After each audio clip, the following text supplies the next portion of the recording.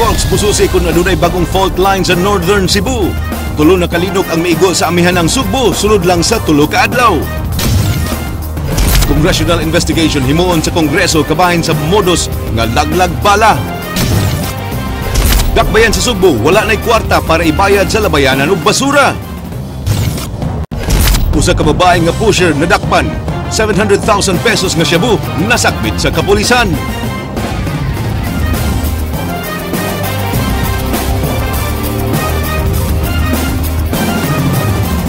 May hapon Sugbo, Kabisayan, Georgia, usa ka congressional investigation ang pasiugdahan sa Kongreso ubos sa Committee on Peace and Order kabahin sa mudo sa mga airport employees nga laglag bala. Naalarma na sila sa nahitabo tungod sa nagkadagang kaso sa mga nabiktima sa modus. Kinigiaksyon na ni Ryan Sorote. Airport bala na din itanong, no? Matong ni Cebu 4th District Congressman Ben Rosalimbangon, mo-reconvene ang komitiba sa sunod nga mga adlaw. Naalarma na sila sa nitabo tungod sa nagkadaghang kaso sa mga nabiktima sa modus.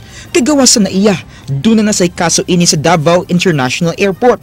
Giulagway sa kongresista nga dakong hulga sa seguridad sa mga overseas Filipino workers ang laglag bala diha sa naiya. Ang nakapait pag yun, ang biktima in town, not only katong mga balitbayan na to, nga mga naningkamot in town dito o trabaho, kanya ning uli kay mga tiguan na retire na, mo pagkakitanglan. It's a pity, no?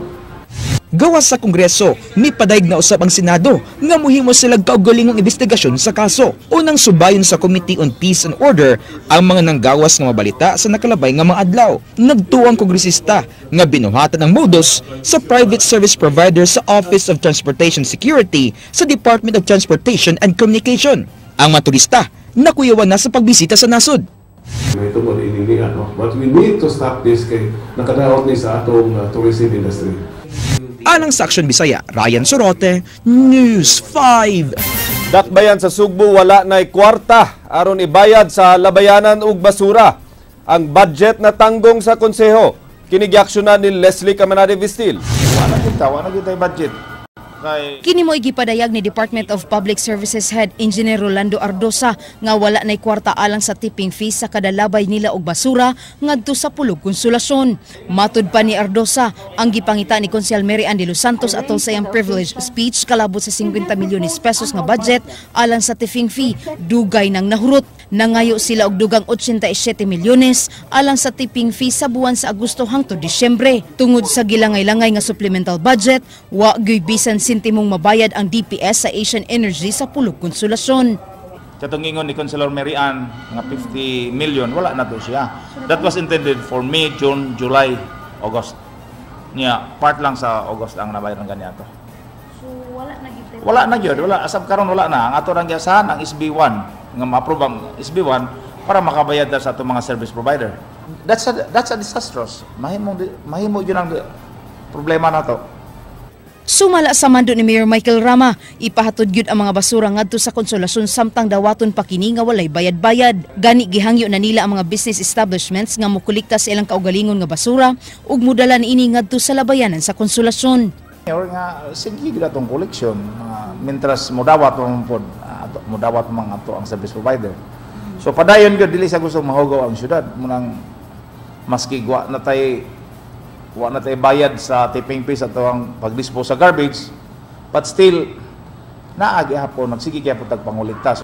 Ilang gihangyo ang publiko nga dili ilang unta magpasad ang mga basura ug magpaabot lang sa garbage truck nga mokolekta niini. Hangtod karon pabiling nagmagahay ang mga sakop sa konseho nga kaalyado sa BOPK sa pagtuki sa supplemental budget. Alang sa Aksyon Bisaya, Leslie Camanade Vistil, News 5. Mga empleyado sa nasira nga Bantay Radio bidangop sa NLRC alang sa pagpangayo og separation pay. Kinigiaksyonan ni Ryan Sorote. Nagpanon sa buhatan sa National Labor Relations Commission ang 16 ka mga empleyado sa Bantay Radio. Gireklamo nila ang tigduma aron mahatagan og pagsweldo og separation pay. Ang ubang mga empleyado nakadawat ra og sweldo kutob September 16, samtang ang uban nakadawat og sweldo hangtod Oktubre 15. Ang estasyonan sa radyo nga giduma sa pamilya ni board member Gigi Sanchez nasira dihang gipaundang sa korte ang operation niini. Ang franchise holder, Siam Broadcasting Corporation, wala na mi-renew sa kontrata sa El Nuevo Bantay Radio nga giduma sa pamilya ni Sanchez. Gitugyan ang operasyon niini ngadto sa CFI Community Cooperative nga giduma sa pamilyang Garcia. Parang wala na bitaw nga gubin ba nga may kaingon nga uy, nabayay kaso dito niya. Murang mabader na mo una. So amo na lang ni ipahel parang maus sa tanan. Ang Siam Broadcasting Corporation adunay tulo ka maistasyonan sa radyo nga nahimutang sa Sugbo, Bogo o Gilhulngan, Negros Oriental. Di mo minus sa 80,000 ngadto sa kapin 100,000 pesos ang gipangay nga separation pay sa mga empleyado nga kapin 13 ka tuig na nagserbisyo. Karon gikan sa nagpahil mo ugma mangita nang trabaho. Kaya di may makapaabot nga hantod kanos kami mag-standby. Wa may ipakawan sa mga pamilya. Saan na namo? Pabayar na sab nila ang mga contribution sa kumpanya sa ilang SSS, Pag-ibig o PhilHealth. Alang sa Aksyon Bisaya, Ryan Sorote, News 5.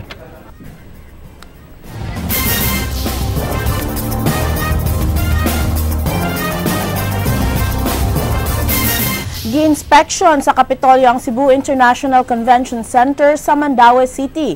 Kinigiaksyonan ni Jinky Rosit.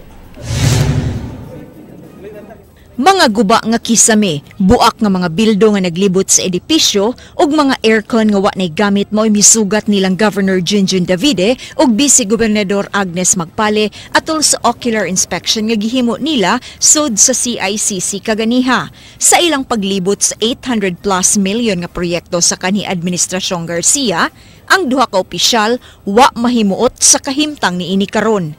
Gihulagway ni Davide nga misleading ang pahayag ni Garcia dihang miingon kini nga nakalingkawas na siya sa criminal ug administrative liabilities may kalabutan sa katukuran sa CICC.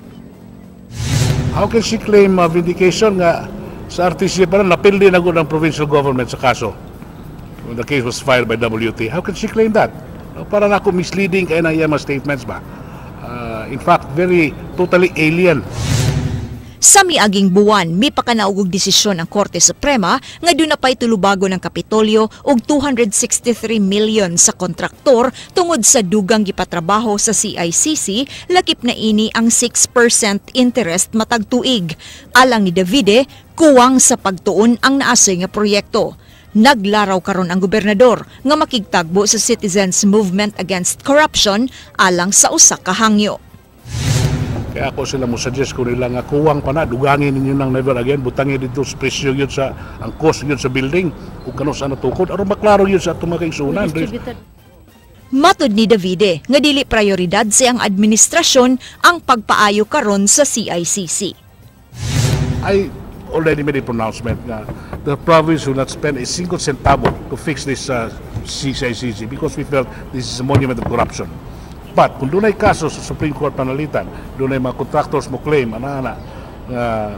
for works here or other projects pa, ubayan kita basta sakto lang yun, no? If we feel nga decision is right. So we're not spending any centavo for this. Okay, this was never a priority of this administration. Alang sa Aksyon Bisaya, Jinky Rosit, News 5. Kapin sa 40 ka tonelada nga basura ang nakolekta gikan sa mga menteryo sa Dakbayan sa Sugbo. Samtang mas daghan nga miduaw sa mga menteryo sa Dakbayan kagahapon nga adlaw sa mga kalag kaysa niadtong weekend. Kinigiaksyonan ni Leslie Caminade Vestil. Matod sa Pangulo sa Uplan Kalag-Kalag Konsel Dave Tumulak, wa sila magdahong nga mas daghan ang nanagkot sa menteryo sa adlaw mismo sa mga kalag. Ilang naobserbahan nga mas daghan ang niadto sa menteryo kagahapon kung itandi niadtong Sabado ug Domingo. We notice nga may daghan na hinuon ang tao karon Pichados, even though gi-announce nga dili siya holiday, and base sa mga pangutana sa mga tao, ang uban may leave, may take og leave and absent sa ilang trabaho. Sa bana-bana sa taga-Department of Public Services, may kabat og 43 ka tonelada nga natapok nga basura gikan sa mga menteryo sa Dakbayan sa Sugbo. Aron daling malimpyo, aduna sila mga tawo nga nagsunod og hipos sa nagtapok nga mga basura.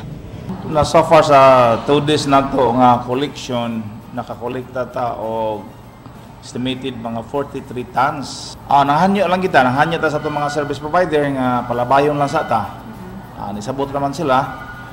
Alang sa Aksyon Bisaya, Leslie Caminade Vestil, News 5. Wa pagyapoy natumbok nga suspect ang Talisay City Police kabahin sa suspect sa pagpanglabni diha sa South Road Properties ni adtong weekend. Ang follow-up report ni Ray Pasaporte. Wapay natumbok nga suspek ang kapulisan sa Talisay sa nahitabong snatching sa South Road Property kun SRP sa Barangay San Roque niadtong Biyernes. Diin namatay sa tambalanan ang driver sa motorsiklo ug naangulsab ang duha ini kaangkas nga babay. Niadtong Biyernes sa buntag samtang nagsubay sa SRP ang 35 anyos nga si Ruel Cabusas sa iyang motorsiklo ug angkas niini ang magsuong Leah Jane ug LV Desamparado. Dihang gisabayan sila sa laing motorsiklo nga gisakyan sa duha kawa mailhing lalaki. Ang angkas maoy nilabni sa bag ni LV. Hinungdan nawad-an og kontrol si Cabusas ug nalamba. Among analysis ani nga natimingan ra gyud pagkakita nga murag pwede nga mabiktima. Mao na to ni gitira sila. Dunay tambag si Malyari sa mga motorista nga musubay sa SRP. Ilabi na kadtong magsakay og motorsiklo. Ang among tambag nga kung pwede ibutang lang sa tunga tong mga bag nga di makita ng mga suspect karon wala sila'y chance or opportunity makakita kuan higayon nga mang snatch. Kay kato ang ingon po sa aning biktima nga wala niya gisling manggod. Murag diri ra sa paa niya. So nakitaan siguro sa higayon na ni dali ra birahon. Gitinguha ni Malyari nga mabutangan og outpost ang SRP nga pabantayan og force multipliers aron mabantayan kung dunay mga panghitabo og dali ra mapahibaw ang kapulisan. Giangko ni Malyari dako kaayog tabang sa kapulisan ang Barangay Peacekeeping Action Team kun BIPAT. Sa force multiplier kanang naang tatay gitawag BIPAT nindot po doon tato mapuno-puno pero ang medyo wala pa sa ipondo ang atong LGO anak. Si Malyari na kay alayo na sa Cebu City Police Office aron mailhan ang grupo sa manglabnihay sa SRP nga magsakay og motorsiklo. Pasiro sa silingan nga mga sa station ang mambaling pardo manay angay nga para ni Sir Malyari or ang sa dire sa operasyon. Niya naman ay pending coordination sa una pang mga provincial director nga ang provincial command mobutang og outpost diha sa paglabang sa Baybayadak May Bridge sa SRP. Alang sa Aksyon Bisaya, Ray Pasaporte, News 5. Wa pay resulta sa eksaminasyon sa crime laboratory sa mga ebidensya nga ilang nakuha sud sa sakyanan ni Wayne Christopher Uy, kansang asawa nga si Agnelen Uy na palgang patay niadtong Huwebes sa buntag nga giparking sa Almenda Street sa Barangay Mabolo. Lakip sa gipa-eksamin ang bala buhok ni Agnelen nga ipaubos sa DNA test, latent print ug blood stain. Posible karong semana o sunod semana mulusot na ang resulta. Lakip na ang autopsy ug paraffin test ni Wayne Christopher. Wa sab mipatimaw ang laing duha ka mga testigo sa krimen. Nakafocus lang gihapon sa bana ni Agnelen ang ilang investigasyon. Ang posibilidad ani kay ang sa usa sa testimony sa circumstantial mo focus ta dito sa husband. Pero huyang pamanguto siya mo nang mangita taglaing additional evidence para mo paligon sa atong kaso. BFAR 7 mipasalig nga imposibleng masagulan og korupsyon ang bag-ong Fisheries Code of the Philippines. Gipanglantawan na daan sa BFAR ang posibilidad nga dunay mopahimulos sa hugot nila nga pagpatuman sa balaod nga dunay mas taas nga mga multa ug silot. Gilikayan kini pinagi sa pag-umol og mga composite team nga langkuban sa mga sakop sa BFAR, Maritime Police ug Philippine Coast Guard. Sagad sa mga muhaylo maong mga dagkong operators nga mahimong makabayad sa gamay nga mga multa ubos sa karaang balaod. Karon minilyon ang multa sa makalapa sa bag-ong Fisheries Code diin mahimo pang mapreso. Giawag usab sa BFAR ang mga local government units nga seryosohon ang pagbantay sa mga municipal waters, pagbatok sa mga illegal fishing activities. Uban sa BFAR, uban sa Philippine Coast Guard, uban sa PNP Maritime Group. So, kuha sila, composite team ni. So, why danger diya nga ma-bribe ang atong mga law enforcement personnel tungod kay composite ang team. Doon ay cross, kanang check and balance, to speak. Ipaubos sa swift water training ang mga local disaster units sa duha ka lungsod sa Badian ug Alegria. Ang training adunay kalabutan sa luwas nga pagpahigayon sa canyoneering. Ang Provincial Disaster Risk Reduction and Management Office mutabang sa trainings aron malikayan ang disgrasya sa mga extreme outdoor activities sama sa canyoneering. Gikatakda ang training karong Nobyembre 10 hangtod 15. Ilang ipahigayon ang pagbansay-bansay hilabi na nga nagkaduol ang Christmas break ug mudagsa ang daghang turista. Giawhag sa PDRRMO ang mahilig sa adventure sports nga likayan ang outdoor activities kun dili kauban ang usa ka grupo. We'll put that into a kind of ordinance nga gisuportahan gyud sa atong provincial board. So ang sweet water is really ang tubig gikan sa babaw padung sa ubos, kusog man na siya. So unsa man na nimo pag-manage. So sweet. Gisusi karon sa Philippine Institute of Volcanology and Seismology kung adunay bay bag-ong fault line sa Northern Cebu. Natayog ang Northern Cebu sa tulo ka mga hinay nga linog sukad Nobyembre 1. Kini gi-aksyonan ni Ryan Sarote. Layo na siya. Unang gitay og magnitude 2.7 nga linog ang dakbayan sa Danau niadtong Nobyembre 1 alas 10:49 sa gabi. Nasinati kini sa intensity 3 sa Danau City ug intensity 2 sa Cebu City, Liloan ug Consolacion ug na-record sa instrument sa PHIVOLCS sa Lapu-Lapu City nga intensity 2. Kaganiyang kadlawon, unang mitay og ang magnitude 3.5 nga linog sa kabukiran sa malungsod sa Tuburan ug Sugod alauna 5 kaganiyang kadlawon. Ang epicenter gibanabana nga nahimutang sa barangay Monte Alegre, Tuburan.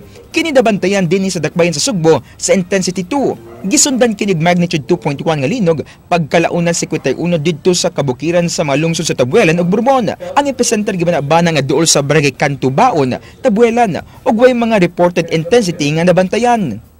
So, dili the same spot ang iyang source epicenter. Doon ay distance, no?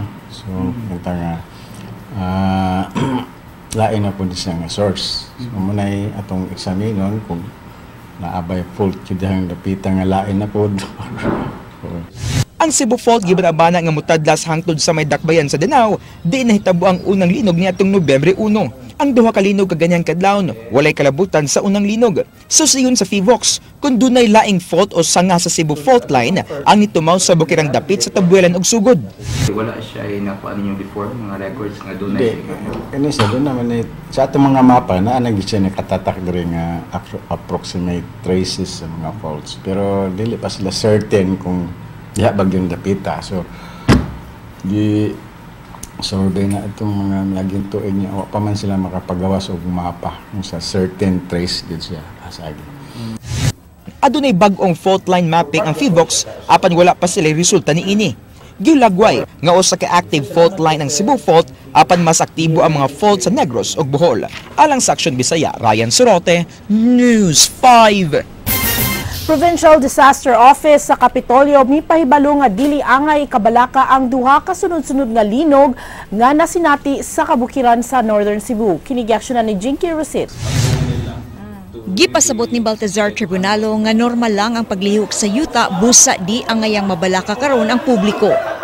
There are movements right now based sa atong monitoring no sa PHIVOLCS. Mao na nga hangyo lang ta sa mga tao no.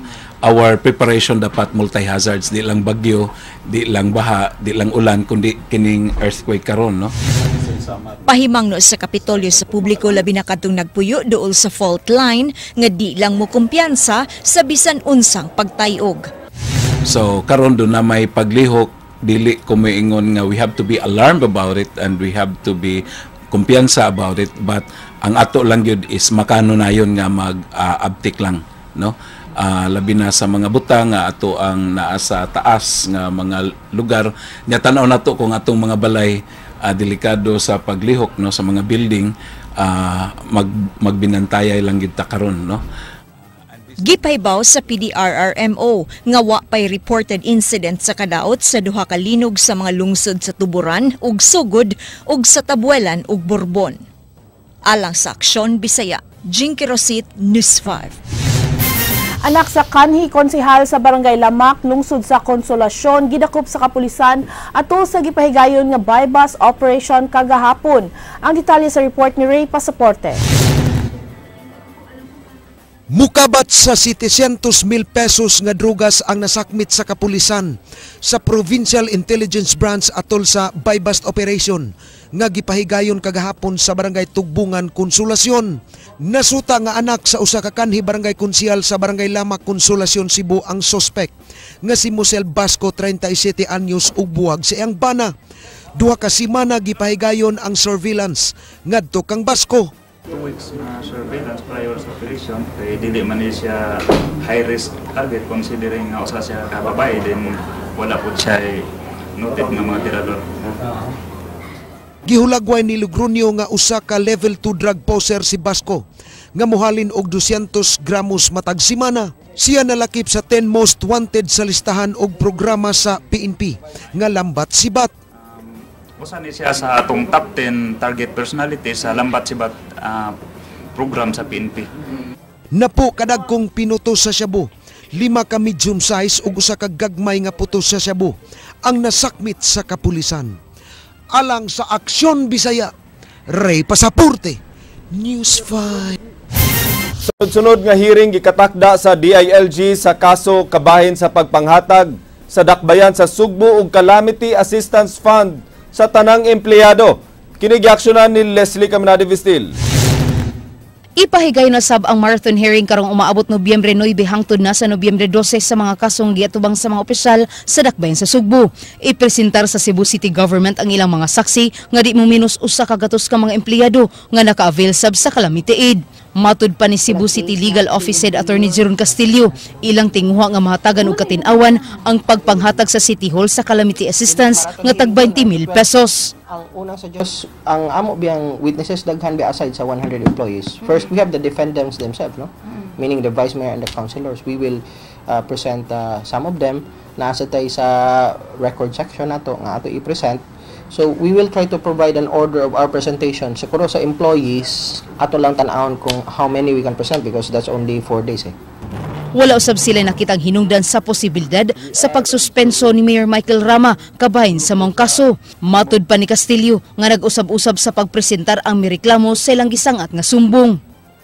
Looking at the defense and the case, wala gyud with my humble opinion, wala gyud possibility nga maigo gyud si Mayor ani nga kaso, no? Klaro gyud kayo nga it has really no basis. In fact, sige gyud sila kanang change sa ilang theory along the presentation. Mabitaw na na-surprise kami nga why they are changing their theory in the middle of the trial. So mahugid sila. Wala consistency ba from the start ang kaso, wala gyud siya strength kay magsige ka man change og jury in the middle of the ball game. So wala Gituhuan ang kaso nga usa ka pamaagi sa pagukod ka Mayor Michael Rama sa iyang kaatbang nga si kanhi Congressman Tomas Osmeña. Gituhuan sab nga pahamtangan og suspension si Rama, hilabi na nga dili kini kaalyado sa LP nga partido sa administrasyon. Ang pagkiha og pagsuspenso sa mga politiko nahimo na nga political strategy sa tinguha nga mapildi kini sa umaabot nga eleksyon. Alang sa Aksyon Bisaya, Leslie Caminade Vistil, News 5.